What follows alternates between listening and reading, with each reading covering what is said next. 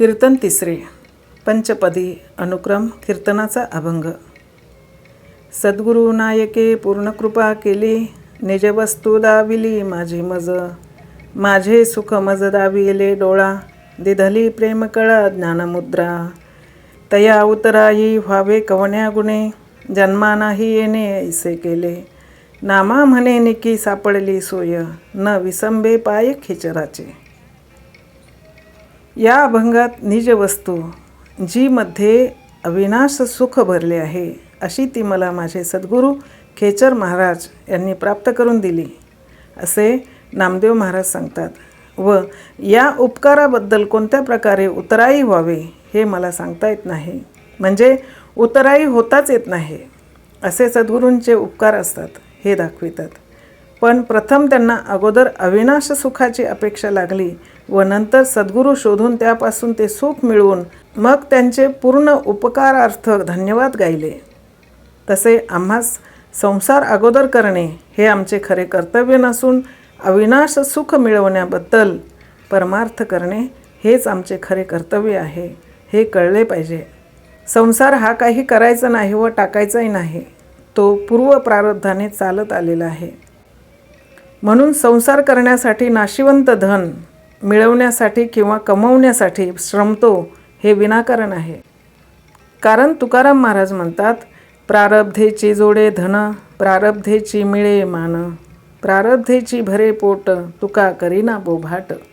म्हणून धन मिळविणे हे आपले कर्तव्य नाही, हे प्रारब्धाचे काम आहे, हे तुकाराम महाराजांच्या म्हणण्यावरून स्पष्ट ठरले. परमार्थरूपी महाधन जोडणे हे आपले कर्तव्य आहे, हे महाधन तू जोड असे संत कळवळ्याने सांगतात. परमार्थ महाधन जोडी देवाचे चरण. परमार्थ म्हणजे आपणास अविनाश सुख मिळविणे हे खरे. पण आम्ही जीवाला देहच समजतो व त्याच्या सुखासाठी झटतो. याचे कारण मी जीव का देह, जीवाची व देहाची लक्षणे भिन्न भिन्न आहेत याचे हे आम्हास ज्ञान नाही.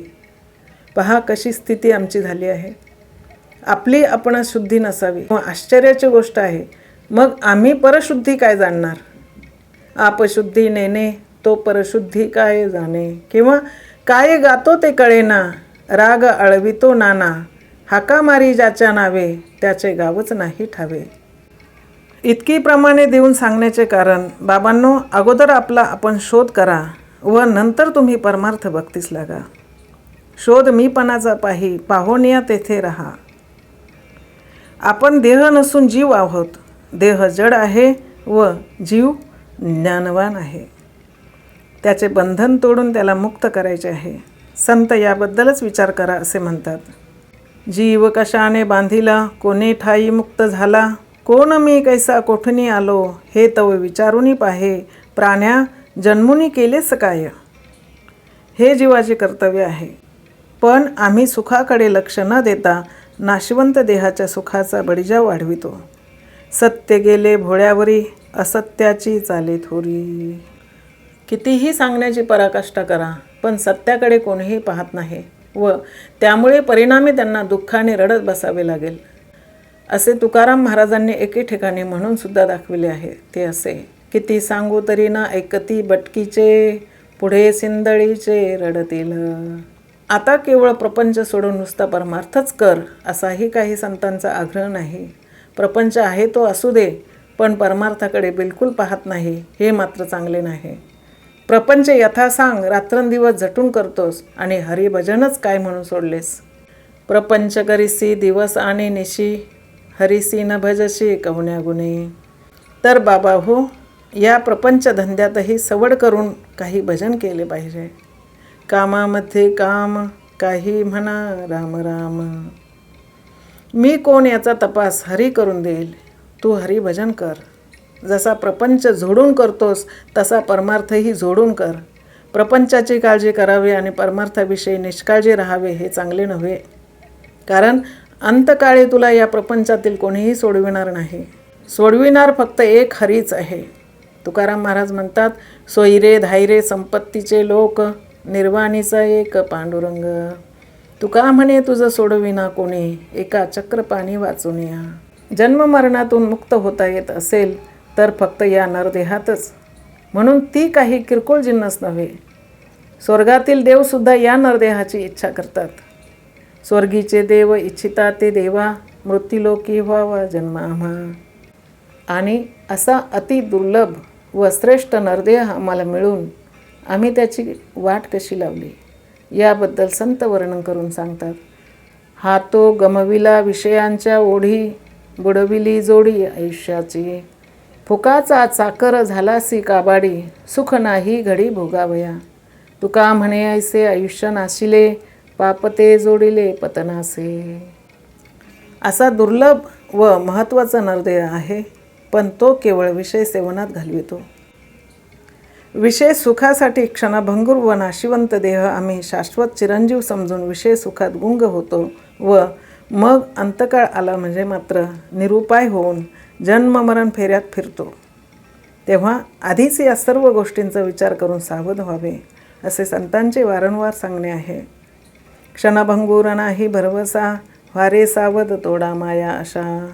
काही न चले मग गळा पडेल फासा, पुढे आहे थोर वळसागा.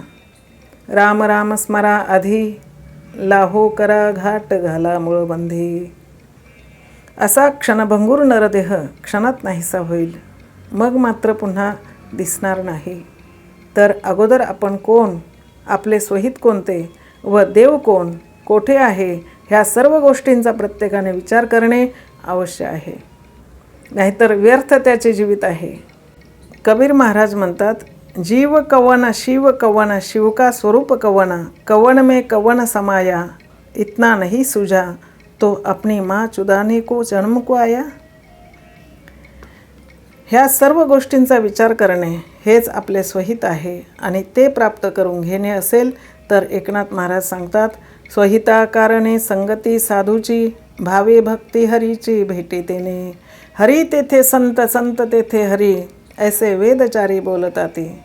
ब्रह्मा डोळ साते वेदार्थ न कळे, तेथे आंधळे व्यर्थ होते. जन्मास येऊन अक्षय समाधान जोडायचे आहे व ते शिवस्वरूपात आहे. तो सर्व देहात आहे. त्या शिवस्वरूपाचे ज्ञान जो करून देईल तो संत व त्याची आपण भक्ती केली पाहिजे. म्हणून ज्ञानेश्वर महाराज म्हणतात, ते ज्ञान पैगा बरवे, जरी मनी आथी आणावे, तरी संता या भजावे सर्वस्वेसी. संतांची जितक्या शुद्ध अंतकरणाने आपण सेवा करावी तितक्या शुद्ध मनाने ते कृपा करतात. कारण जसा भाव तसाच देव. संताजवळही अनेक युक्त्या प्रयुक्त्या आहेत. ते सुद्धा चांगल्यास चांगले व वाईटास वाईट होतात. याविषयी तुकाराम महाराज म्हणतात, मेना हुनी मऊ आम्ही विष्णुदास, कठीण वज्रास भेदू ऐसे. ते भाविकांना व भोळ्यांना भाविक व भोळे असतात. आपण जर अनन्य भावाने शरण गेलो तर तेही अनन्यपणे आपणावर कृपा करण्यास उत्सुक असतात. ज्ञानेश्वर महाराजांनी उदाहरणाने सांगितले आहे की, तहाण्याचे लागता झटे, तेने अधिकची पान्हा फुटे, ओपे प्रेम दुनवटे, पढियंताचेने. म्हणून आपण संतांना पढियंते म्हणजे आवडते झाल्याशिवाय अविनाश सुख मिळणार नाही. कारण संत अंतरातल्या खुणा जाणते आहेत. यासाठी तुकाराम महाराजांनी सुद्धा देवाजवळ मागणे केले की, तुझ्या सेवेपेक्षा अशा संतांची सेवा करणारा सेवक होईन. कोण पुण्य त्याचा होईन सेवक, जिही द्वंद्वादिक दुराविले, ऐसे वर्म मज दावी नारायणा, अंतरीच्या खुणा प्रगटोने. बहु अवघड आहे संत भेटी, परी या जगजेठी करुणा केली. यावरून अशा महात्मा पुरुषाची भेट होणेच अगोदर कठीण. कदाचित दैवयोगाने भेटल्यास त्यांची सेवा खरीच करावी. तुका म्हणे नको वरपंग देवा, घ्यावी माझी सेवा भावशुद्ध. अशा संतांचे दास्य काया वाचा मनाने करावे. ज्ञानेश्वर महाराज सांगतात, तनुमनु जीवे चरणाशी लागावे, अगरवता करावे दास्य सकळ. मग अपेक्षित जे आपुले, तेही सांगतील पुशिले, जेने अंतकरण बोधले संकल्पा नये. यावरून संताला शरण जावे व अविनाश सुख असे परमार्थरूपी महाधन प्राप्त करून घ्यावे. या वाचून अन्य कर्तव्य व्यर्थ आहे. संत कृपा न होईल तर ईश्वर प्राप्ती होणार नाही व मग 84 लक्ष योनीचे दुःख भोगावे लागेल.